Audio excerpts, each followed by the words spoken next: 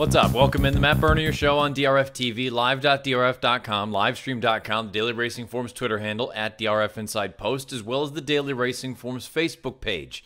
My name is Matt Bernier. You can follow me on Twitter at Bernier_Matt. This is the preview edition of the Matt Bernier Show, taking a look at all the big action on Stars and Stripes weekend at Belmont Park, upcoming on Saturday afternoon, July the 7th. If you're new to this show, follow along as far as the podcast is concerned. YouTube, SoundCloud, iTunes, video.drf.com, and Spotify. Plenty of ways for you to find this thing. If you watch it on YouTube, click that subscribe button. You get all the latest offerings from DRF TV, and also give us a little bit of a thumbs up. If you're over on iTunes, write us a little review, give us a positive rating.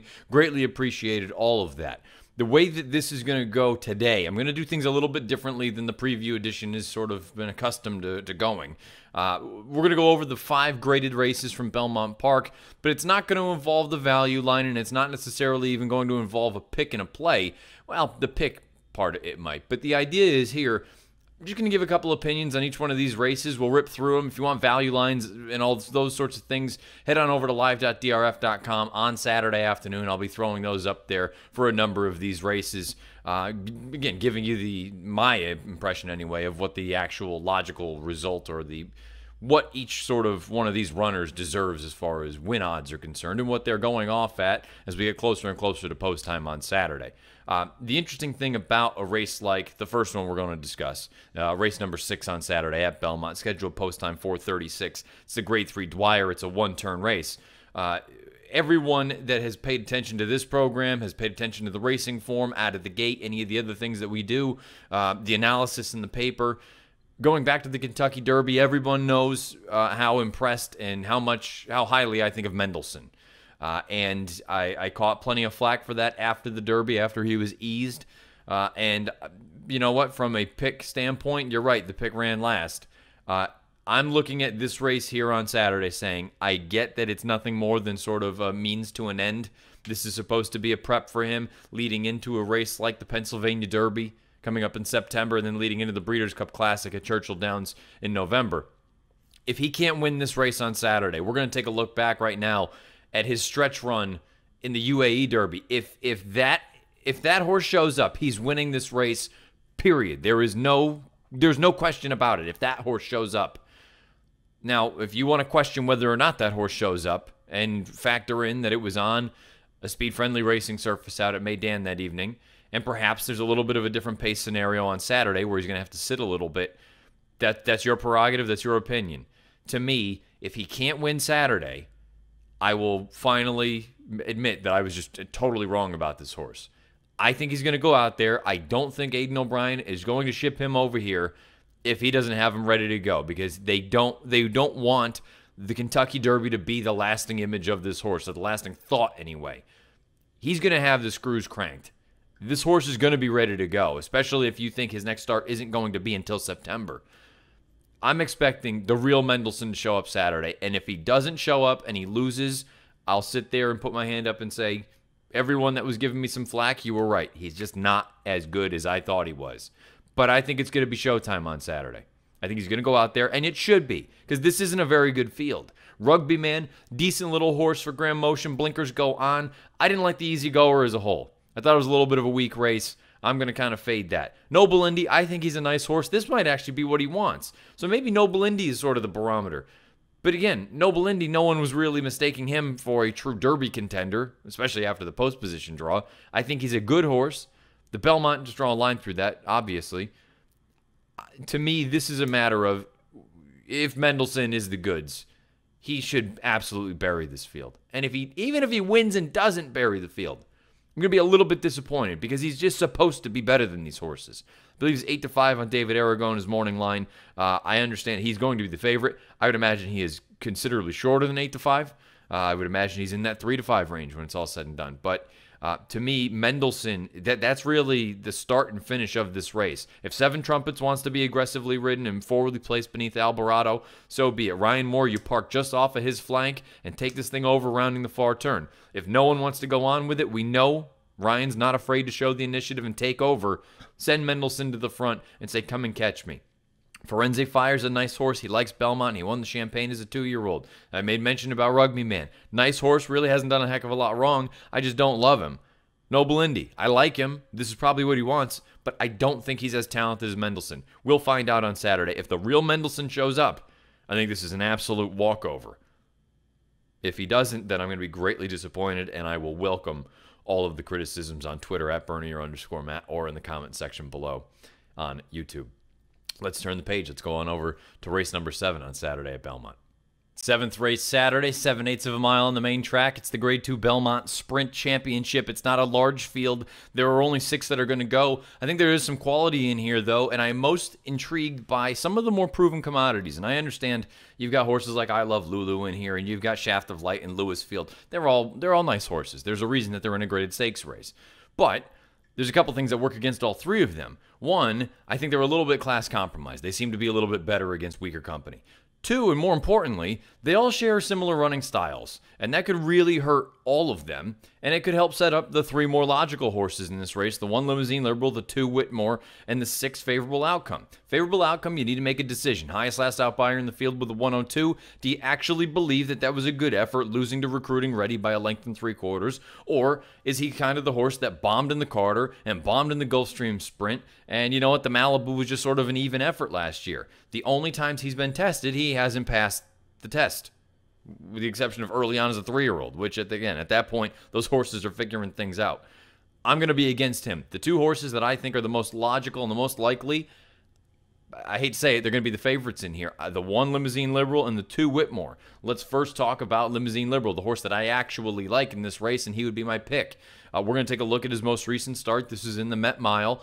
And you're going to note that he starts to fade a little bit down the lane. He's going to get a little bit short. Good news is that was at a mile, and now you get to turn him back to 7/8. And the other piece, too, I understand he was beaten by almost 6 lengths. Those top 2 horses would be barred from the wagering in a race like this. B Jersey and Mind Your Biscuits. They're 2 of the better older horses that we have in training right now. Limousine Liberal, I've never been a huge fan of his, but he is rock solid and honest, and at least in the Met Mile, to me, he showed that he can run with some of the better horses. He may not be able to run with the top level, but how many can? The B Jerseys and the Mind Your Biscuits of the world. If he runs a race like he did in the Met Mile here on Saturday in the Belmont Sprint at 7/8, I think he is the most likely winner in this race, especially because he has some tactical ability. Now, on the flip side, if you want to talk about a horse that's going to need things to totally heat up front, you're talking about Whitmore, because his best runs come from off the pace, and to be frank, I understand he didn't win most recently in the True North, but I thought this was his best career effort to date. Here's the stretch run. Larry Colmus with the call. They're into the stretch, and here's Imperial Hint and Bobby Abu Dhabi, and these 2 have taken over. Whitmore trying to come and get them. Recruiting Ready is thrown in the towel. Then Always Sunshine. It's Imperial Hint coming into the final 16th in front. Bobby Abu Dhabi and Whitmore closing on the outside. Imperial Hint's got it close to home from Whitmore. Imperial Hint wins the True North. To me, that 102 buyer, the co-highest last out in the field, if he runs that and he gets an extra half a furlong to work with, and it looks like those horses drawn just to his outside, the 3, the 4, and the 5, I Love Lulu, Shaft of Light, and Lewisfield, if they all hook up and throw it down, there's going to be a lively pace signed on, and Whitmore is going to be the one coming from last. We'll find out if ultimately a horse like Limousine Liberal with his tactical speed is going to be too much for him to overcome. We'll find out if a horse like Favorable Outcome, who probably sits a few lengths in front of Whitmore, but he's going to be basically coming from 5th. We'll find out if, again, that tactical advantage is going to be too much to overcome. Whitmore, he is a better horse than probably I have given him credit for throughout his career. He is in raging form right now for Ron Moquette, and I think there's a scenario where if this thing gets crazy early on, Whitmore is the one that comes with the final run, and sometimes, you know what, the final run is the winning run. He would be my second choice in here. My first choice, though, is the inside runner for Ben Colebrook, the number 1 Limousine Liberal. As far as multi-race wagers are concerned, I would probably use both of them in equal weight, and my backup in this spot would be Favorable Outcome. I understand anyone that says Shaft of Light might be the speed of the speed for Jorge Navarro. I just look at it and say, you know what, I get that turn back. I like turnbacks. I'm not convinced that he is of this caliber. I want him to prove it to me at a big number. I won't be using him, but I do understand why some people would be attracted to him. Going to try to beat Favorable Outcome in Chad at a shorter price. Going to use the 2 most logical horses, in my opinion, in the race. In order, my preference is the number 1, Limousine Liberal, the number 2, Whitmore. The first of two, Grade 1 Saturday at Belmont, race number 8, the Grade 1 Belmont Oaks Invitational, a mile and a quarter on the inner turf course. You've got a nice sort of international field put together of 10 3-year-old fillies. You've got horses coming in from France. You've got horses coming in from England. You name it, or Ireland, I even should say. You've got them coming from all over the place, and then you obviously have our domestic entrants. This is going to be a race where I think you need to make a decision what you thought of the Wonder Again Stakes as a whole. I understand La Signeri ended up winning that race, and I understand Significant Form makes a lot of sense, as well as the other Chad Brown entrant, Mighty Scarlet. To me, the way the race was run, I have a hard time looking at a La Signeri, or even a Significant Form for that matter, and giving them too much benefit, too much credit for that effort, because the pace was so slow. La Signeri walked the dog on the front end. Great ride from Joel Rosario. But then also, Significant Form, she had every opportunity, and I understand maybe the pace worked against her a little bit, but the point is, if she was as good as I thought she was, she's probably supposed to get over that hump. If I want anyone coming out of that race, it's the third-place finisher. It is Mighty Scarlet. That was only her third lifetime start, first time against winners. I think the additional distance going out to a mile and a quarter on Saturday is going to help her. But I'd be lying if I said I had a ton of confidence in her or that race as a whole. I don't particularly like it, and I think they're going to take some money in there, which to me then opens up alternatives and opens up interesting price plays. My pick in this race is going to be the number 9, Fatale Beret. Coming in from Southern California for Leonard Powell, Kent DeSormo has the mount. The most recent start, you have to draw a line through that, because this was a horse that, unfortunately for the connections, the saddle slipped. All of a sudden, Quinones is up on her neck, basically, and he has to ease her. There's no way that she can go on with it. That's a complete throwout. Then you're left with a performance 2 starts back in the Providencia that I thought visually was as good as anything any of these girls has run to date. Here was the stretch run with Michael Rona on the call. On the turn for home, 3/16 to run. Miss Bad Behavior gets away again from Paved. Fatale Beret next from Treasuring, and Lexington Grace starting to close. Miss Bad Behavior in front by a length. Fatale Beret is coming after her powerfully. Up goes Fatale Beret. She'll be 2 for 2 at Santa Anita. Draws away, wins a length and a half. Miss Bad Behavior with... I thought it was a beautiful, beautiful setup. I understand Miss Bad Behavior. She's a nice horse. Perhaps distance is a little bit compromising for her at 9 furlongs, and it helps that Paved just didn't have a great day that day. But the fact that Fatale Beret has a little bit of tactical ability, doesn't have to come from 100 out of it, and can still finish as well as she did. You look at those fractions, you can do it in Formulator, dive into the incrementals. Final 1/8 of a mile in that Providencia in 11:25. Galloped out like an absolute monster. 10 furlongs, not going to be a problem for her. I think that tactical ability, that could be a real game changer. Very rarely do I look at the West Coast turf horses coming east and say, you know what, I think you fit. I think she fits in this spot, even against some of the more international runners. Fatale Beret is my pick in this year's Belmont Oaks. A close second pick for me, though, and a horse that I'm going to be using them both in equal weighting. Coming in for Marco Batti. Capla Temptress, we're going to look right now at her most recent start. Her only start as a 3-year-old. This was in a Group 1 over in France over at Longchamp. Watch the way that she explodes between horses. To me, it was very reminiscent of what we saw in her first North American start, where she ran in and won the Grade 1 Natalma up at Woodbine last year. She was absolutely full of run at the end of that race. Now, I suppose the only sort of question for me, you get Javier in the irons, totally fine, good with that. My only concern here is 1.25 miles really what she wants? The way that she finished there, many times people will look at it and say, well, if they finish that fast, they're going to really love that extra ground. Well, that doesn't always work out that way. Sometimes horses have that bang, big kick, and usually that's more beneficial at a middle distance as opposed to a longer distance because that kick gets dulled. And some of these other girls truly want 10 furlongs. Capla Temptress, I think from a talent standpoint, she might be as good, if not better, than most of these horses. But there's just the only thing hanging back for me is that little bit of distance. I'm not convinced that 10 furlongs, she might be able to get it. Again, I picked her second in here. But I'm not totally sold that the 10 furlongs is going to be to her liking. I think she might be better at a little bit shorter distance. The horse that I'm really interested in, though, is the number 9, Fatale Beret. I think 10 furlongs is right in her wheelhouse. You draw a line through that Honeymoon Stakes because there was an absolute disaster as far as the saddle was concerned, and you're left with that run in the Providencia. Her first start as a 3-year-old. She showed up and ran a giant race, 88 buyer, 111 time form US rating. Both of those stack up very, very credibly with the other girls in this race, and she's going to be a giant price in here. Tactical speed, I think she's going to be able to finish just as well, if not better, than most of the girls in here, maybe with the exception of Capla Temptress, if she finds that 10th furlong to her liking. And I just like that Kent's got the mount here. Kent has ridden her in the past, rode her to victory in the Surfer Girl that was going back in her first start here in the United States as a 2-year-old. I think there's a lot to like at a good square price in Fatale Beret. I'm going to use her and Capital Temptress, both in equal weighting as far as multi-race wagers are concerned as well. Let's move on to another 1.25 mile race. This one happens to be on the dirt, though, for older horses, the Suburban. $700,000 is the purse for race number 9. The Grade 2 Suburban, 1.25 miles on the main track. You've got a big full field in here. I have to be honest, I'm a little bit surprised that this many horses showed up for the 10 furlong race, but it is what it is. You got 11 signed on, and stop me if you've heard this before. I think Bob Baffert's got a pretty good chance at not just winning, but at making up the exacta in first and second, taking over both of the top honors, because I think Dr. Door and Opportunity, to me, are 2 of the horses to beat in this race. There are other horses that are intriguing, don't get me wrong. I understand the people that will side with a horse like War Story, maybe going a little bit shorter than the 1.5 miles in the Brooklyn is going to be to his liking, but he's War Story, and I think he's an honest horse, but he's not a superstar. He can be had. The number 4, Tapwrit for Pletcher. He, to me, is more sizzle than steak. He's a horse that he's basically made his reputation on running as well as he did in the Belmont Stakes, which, again, it's a classic, and he won that. I'm not going to argue with it. But the point is, strip that from his PPs. What do you have? You have a fringe contender at best.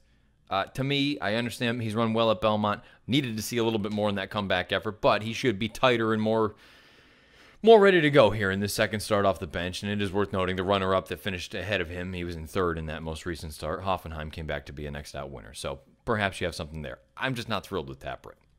I am thrilled with Dr. Door. I think Dr. Door could work out the ideal trip in here. You've got a horse called Diversify, who won the Jockey Club Gold Cup last year. He's a New York bred. His form, to me, is a little bit hit or miss. I think his best asset is his speed. I think you need to send him and go, and that could allow Dr. Door to just sit just off. And I understand he didn't sit just off in the race that we're going to take a look at right now. This is the stretch run of the Gold Cup out at Santa Anita. He was out there on the front the entire way, and he just got engulfed by a horse that's an absolute monster right now for John Sadler named Accelerate. But Dr. Door has shown, particularly in that Californian 2 starts back, that he can sit just off, about a half length, maybe just off the flank of a horse, off of a target, and take things over and go on and strut his stuff. I don't think the distance got to Dr. Door in the Gold Cup. I think a better horse got to him. Luckily, I think he's the best horse in this race. Highest last out buyer in the field with a 105. I think he's going to trip out, sit just off, Diversify, take this thing over, and hope that my son, who I feel bad, I didn't have faith in him in the Brooklyn, because I thought he was just going the wrong way. Well, guess what? He proved me wrong. My son is back. Opportunity. I'm a little bit curious. He loves Belmont, and I feel a little bit, maybe vindicated isn't the right word, but at least proven correct so far. He's run at Belmont 2 occasions. I've always said he's an East Coast kind of grinding, running style horse, and Southern California is just terrible for him. Whenever he's come out this way, he's run well. He's 2 for 2 at Belmont Park. I kind of feel, oh, and by the way, he's run pretty well at Churchill Downs as well. He has a Grade 1 victory there. I feel like this is sort of his kind of game. The question is now tactically, is it too much to overcome? But if he runs like he did in the Brooklyn, he's got a big chance. The old man, Larry Colmus, with the stretch run. Off the turn, takes the lead as War Story cuts the corner. Take your guns and Opportunity's coming too. These 4 arriving at the final furlong from Carlino. Shifting ground here is Hard Study. Opportunity draws up alongside. War Story fights on for the fence. Take your guns is in the center, but it's the old man Opportunity. Opportunity wins the Brooklyn by 3 Mile and a quarter, not a problem. Belmont Park clearly loves it. Pace dynamics might be a little bit tough to overcome for him in a race like this, but I think Opportunity is in great form, and to me, this is a Baffert exacta. I prefer Dr. Door 100%. I think that tactical speed, and I just think right at this point in time, I think he's a better horse than Opportunity, but I won't be surprised at all if the old boy comes with another big run. Maybe he doesn't win, but I certainly think he can add to that resume, and who knows? Look, this is a horse that's not that far away from $5 million in career earnings. I think one of the true gritty blue-collar horses that shows up and runs each and every time. I love him. He's one of my all-time favorites. Opportunity. I'm picking him second. To round out the Baffert exact, I'm going to go with Dr. Door in this year's Suburban. And the second Grade 1 on Saturday out at Belmont is the Grade 1 Belmont Derby. It's 3-year-old males going 1.25 miles on the inner turf course. You've got a nice field of 9 assembled in here. You can go a few different ways. Again, this is the kind of race, to me anyway, that it boils down to you need to make a decision what you think of a couple of races, particularly the Pennine Ridge, and DRF National Handicapper Mike Watchmaker. He kind of alluded to it as well in the Weekend Warrior. You can find that video over on YouTube or on video.drf.com. The Pennine Ridge is, look, I think Analyze It may have a distance problem. I don't think 10 furlongs is going to be beneficial for him. Having said that, both he and Catholic Boy, they both ran very, very fast throughout the middle portions of that run. Early on, it was a moderate pace, and they started racing going into the far turn, and they stayed on both of them.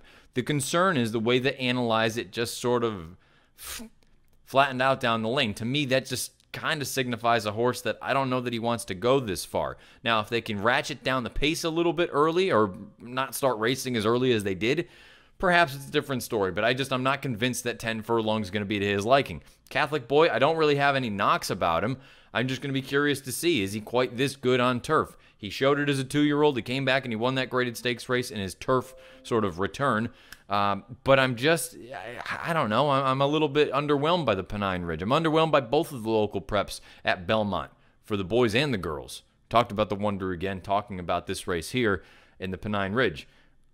Hawkish makes a lot of sense. He looks like he could be a freak. He looks like from a raw talent standpoint, he is just as good, if not better than any of them, and perhaps his ceiling is much higher than everyone else's. The one caveat I would throw in there about Hawkish, facts are facts. He's yet to run as fast as many of these horses. And it's really not particularly close. He's considerably slower, depending on what scale you're looking at. If you're looking at a scale like time form, he is quite slow. He needs to improve by leaps and bounds here on Saturday. I don't think that's I don't think that's a crazy thought. I think that's certainly within the realm of possibilities. But the fact is, he's going to need to improve, and with the money that he's likely to take, I'm a little bit gun-shy going all in with a horse like Hawkish. From a buyer standpoint, he's close. From a time form standpoint, he needs to up his game pretty seriously.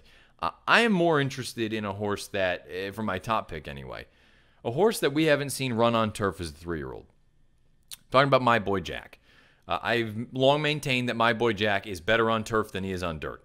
And he has run on dirt as well as he has, and that's basically a credit to the horse, being as talented as he is. But all along, I felt like turf is actually what he's wanted. And really, you don't have to go that far back. Go back to one of his better efforts, in my opinion. We're going to look at the Breeders' Cup Juvenile Turf. This was out at Del Mar last year, and you got to look for those sort of tealish, light blue silks on the way far outside.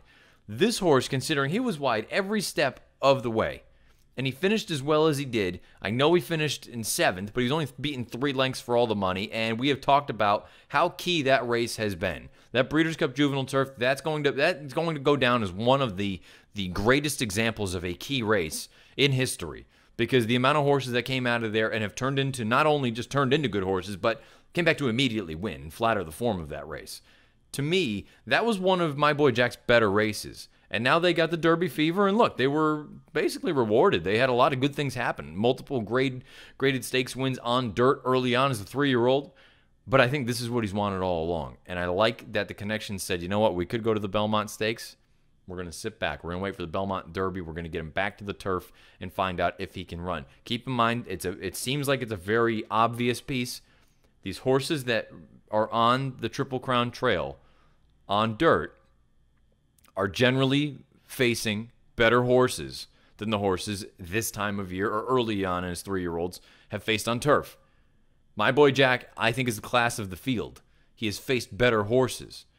We'll find out if he can get the job done and transition and translate all of this good form and all of this class and all these good running lines over to the turf successfully. I think he can. We'll find out on Saturday. He should be a fair number. Might not be a great price, but he should be a fair price, I think, considering the other names in here. He is my top pick. My second pick is one of the imports. And look, whenever Aiden O'Brien has a horse in a race, you have to respect him.